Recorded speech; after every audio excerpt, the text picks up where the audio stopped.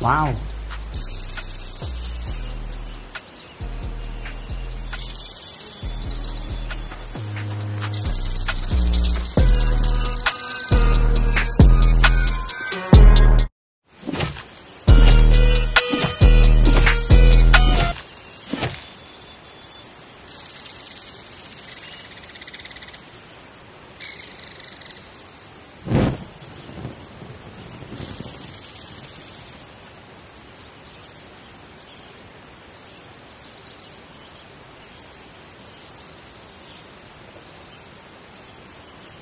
阿米洛山边机械键盘，键盘艺术家阿米洛。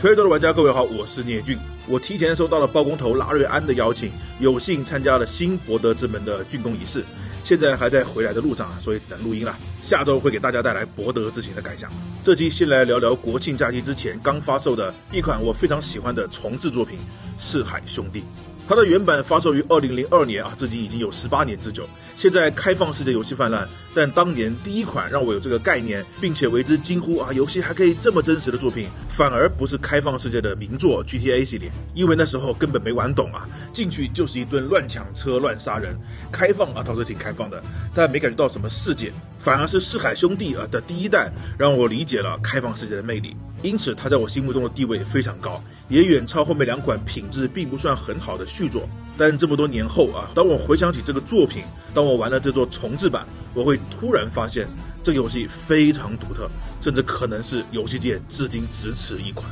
甚至连它两个续作都失去了这种独特感，那就是无比的奢侈，甚至是浪费为什么这么说呢？这就是我觉得值得做一期去分享的。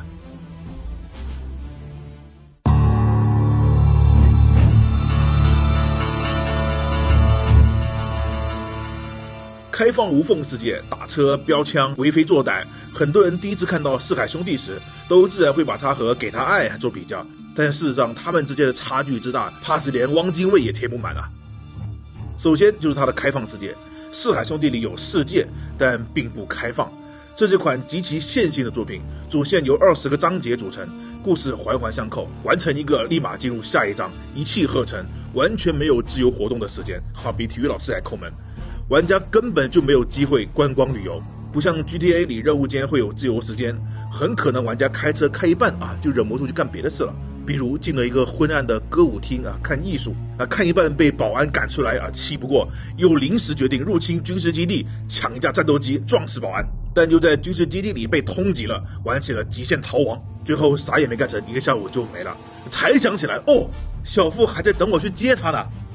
但在四海兄弟里，就算玩家不顾任务强行瞎逛不好意思，地图上也不会显示让人浮想联翩的感叹号，玩家只能做主线对的，这个游戏完全没有支线。现在的游戏没有支线，你敢信吗？倒不是说完全没有吧，真想逛街的话呢，倒也有一个独立的自由模式，其中也有少量的支线，但与其说这些是支线，倒不如说更像是彩蛋，几乎都是隐藏的。而且自由模式和故事模式互相分离，大部分人通关的剧情怕是都不会进一次自由模式，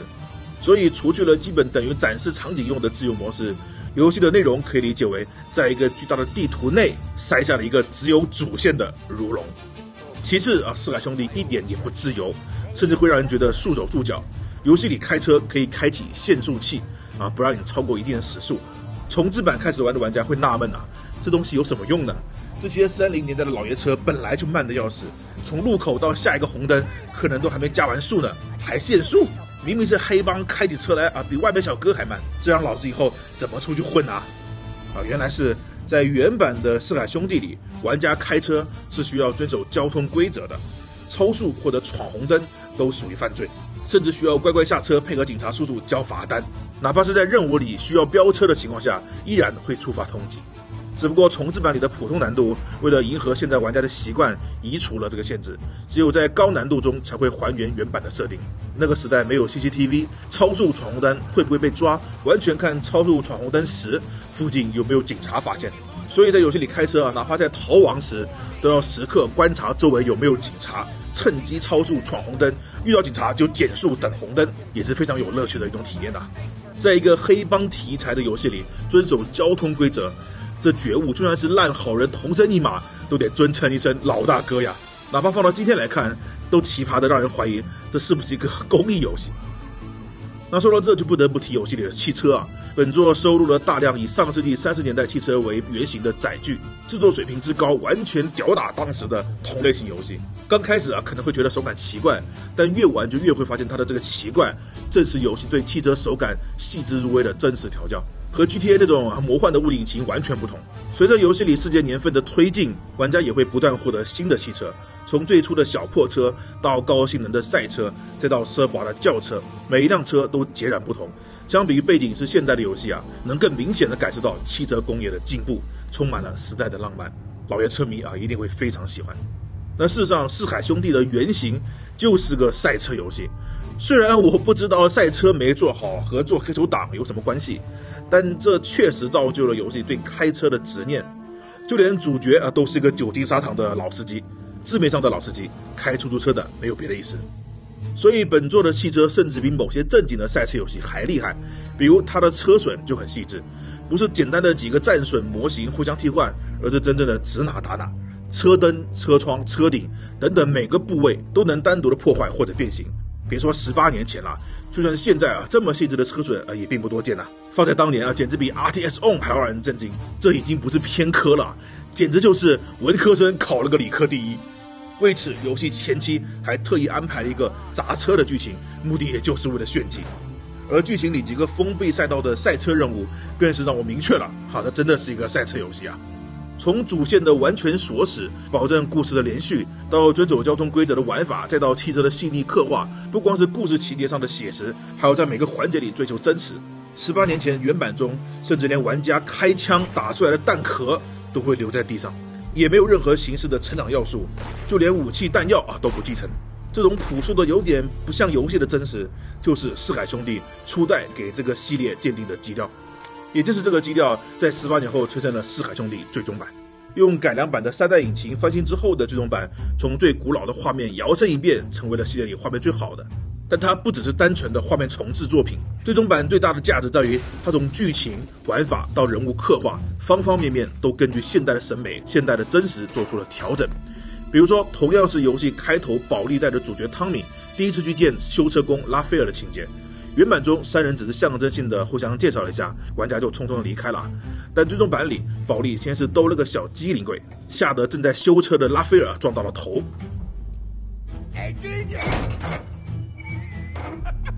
接着当拉斐尔开玩笑的回怼保利脚瘸时，刚刚还喜笑颜开的保利当即变了脸，严肃的说道：我和你不一样。离开的时候还不忘狠狠的警告拉斐尔，下回别让我再逮到你开小差。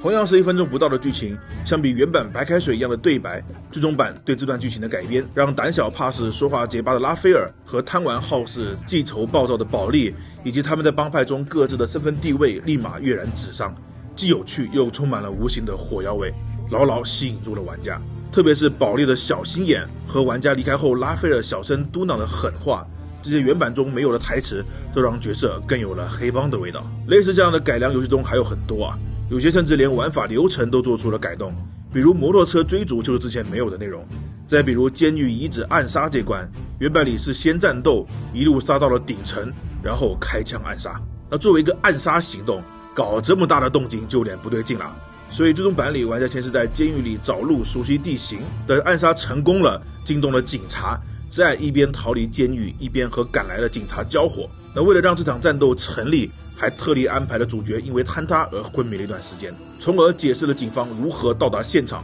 而不光更有说服力了，也让前半段暗杀的氛围更加到位了。不过我比较遗憾的是，应该是出于成本的考量，最终版没有保留原版中部分任务的多路线设定，这次算是彻头彻尾的线性化了。比如打飞机这关还是字面上的打飞机就没有了断桥路线，相对的则加强了原版的演出效果，增加了新的剧情，算是有得有失吧。至少整体还是很良心的。改动地方之多就算不是铁粉，只要玩过初代就能轻易察觉。哪怕没有改动的内容，观感也是耳目一新。特别是新的配音，感情丰富了很多保利的直爽，山姆的沉稳，汤米的正派，大先生的声音更是从原版的低调变成了更具攻击性的老狐狸，感觉更符合这个人的作风了。但是在这些改变背后，上面所说的原本那些不自由却没有改变，没有为游戏添加支线，没有铺满地图的收集要素，没有任何小游戏，没有昏暗的看艺术的建筑。要知道它的2代续作都是有不少支线和收集的，这个重置却能克制住现在游戏设计的规范，眼里只有主线。那本作的感觉就像是过年回家见老朋友啊，虽然知根知底，一见面却带着一股陌生。些许交流之后呢，又会默默的感叹你小子果真还是没变啊。当然色海兄弟最终版也有缺点，它也没有无限的资金啥都重做，比如像没有吃饭一样的近战动作，好像生怕把对方打疼了一样软绵绵的，动不动还来个隔空处决，还有手感稀烂的枪械武器，打得我又怂又困。但是制作组就明说了没钱，明说了从一开始就没想要做一个完美的游戏，也没有想要复现当年的高度，而是选择在保留游戏主题的前提下，尽可能的重现成现代玩家能接受的模样。看他们那么老实的说没钱了，我也觉得没啥好指责的了。那虽然我不能指望每个游戏都像《最终幻想》那样彻底重来，坑上挖坑，但我始终不认为只有推翻重来才能叫重置。类似四海兄弟这样保留框架，再以当下的标准去重新审视18年前的设计的做法，不也是很不错的案例吗？无论是好是坏，批评还是肯定，至少四海兄弟重制版是一款可以忽略时代因素，用现代的眼光去评价的作品。可以做到这一点，重置的意义也算达成了。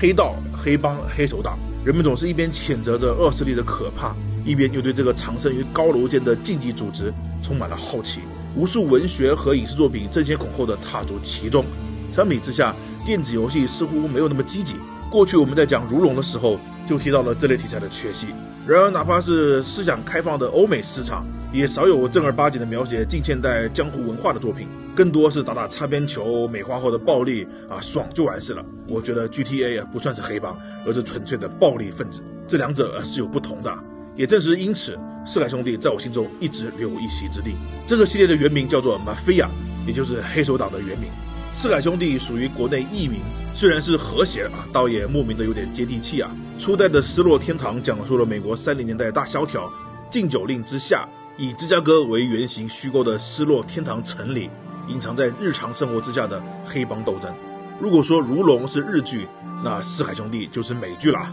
主创直言游戏的灵感就是来自于教父和好家伙这些经典的影片，所以相比于如龙的浪漫主义、侠肝义胆，甚至是超现实的夸张中二，四海兄弟里就要写实沉稳得多了。明明是一帮无恶不作的大混蛋，却又透着一股淡淡的地下皇帝的优雅与从容，对外可以不择手段，对内也可以有自己的无奈和担忧。尤其是玩家操作的主角汤米，原本就是个出租车司机，机缘巧合之下进了帮派，混得虽然不错，但也始终放不下心底的一丝良知。也许内心深处还以为自己可以变回正常人，然而游戏信奉的又是善恶有报的宿命论，就算是主角也不能逃脱这个轮回。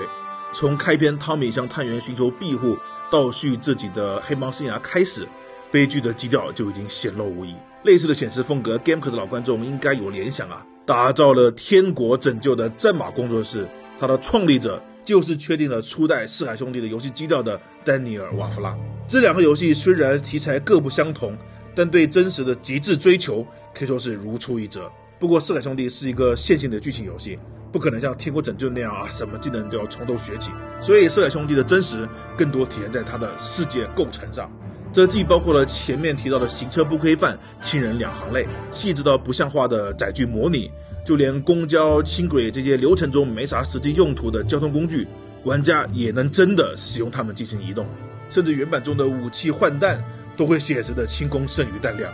本来游戏的弹药就算不上充足，这个细节更是克死了开2枪就换弹司机的玩家。不过要说最标志的、最不讲理的设定，无疑还是那个巨大到让人误以为它是 GTA 类开放世界的完整地图。而且游戏虚构了这个失落天堂还并非是个装样子的假把式，从郊区旅店到市中心的餐厅、广场的教堂、工业区的码头、唐人街的小贩，山头上排列着富人光鲜亮丽的豪宅，街头巷角也有普通人蜗居的邋遢公寓，驶过跨河大桥，迎面而来的是耸立的高楼，站在室内还能感受到屋外列车经过的躁动。不夸张的讲，以四海兄弟的底子，无论是18年前还是18年后的现在，想做开放世界都是分分钟的事情，但他们硬是在这个屌炸天的技能树上点了一个线性天赋，没有支线。游戏里大量地方通关后根本就没有去过，简直就是任性陪任性回家，任性到家。这样的开放世界游戏，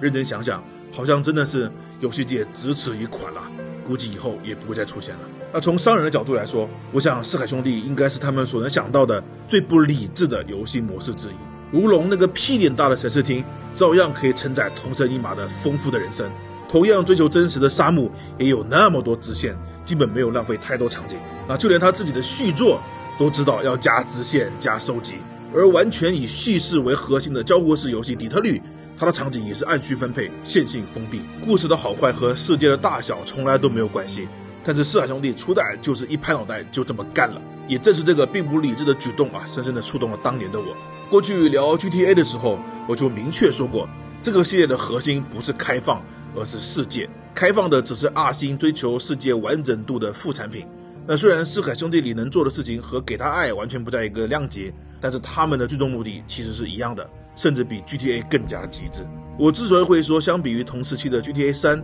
自己更喜欢初代的四海兄弟，就是因为当时的四海兄弟对世界感的追求比给他爱更纯粹更执着，也是我之前从未体验过的全新模式。相比于前者啥都要啥都搞，不断逼近现实生活的海量细节，四海兄弟给人的感觉更像是写实派的电影导演，他追求的是真实的镜头之下的真实。这让我想起了《黑客帝国2》，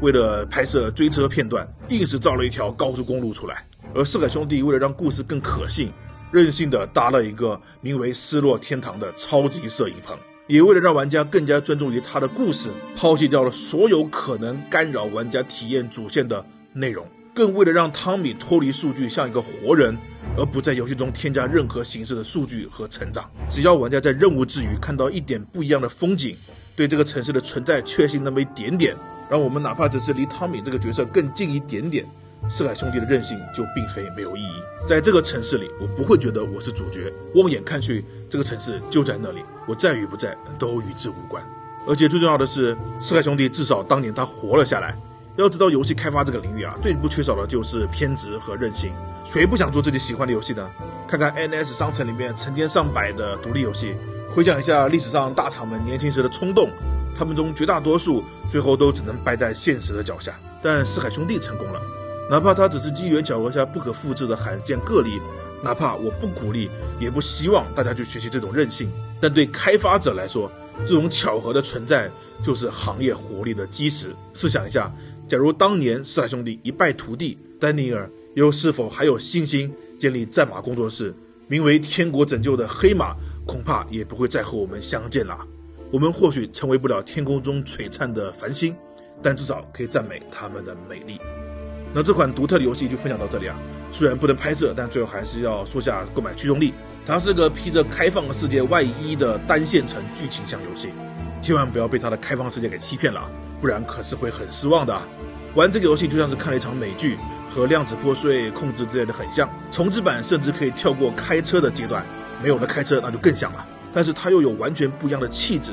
不能说体验了，因为它的开放世界基本没有提供玩法，只能说是提供了一种气质。而这种气质呢，却让不少人着迷，让其成为了经典，甚至是前无古人后无来者的。那如果你对这种气质有兴趣，那非常推荐体验一下这个游戏，一个为了你的一小段故事而诞生了一个完整的城市。好，这期离开了失落之城，我们下期去另一个城市博德之门。跟会都在，我是聂俊。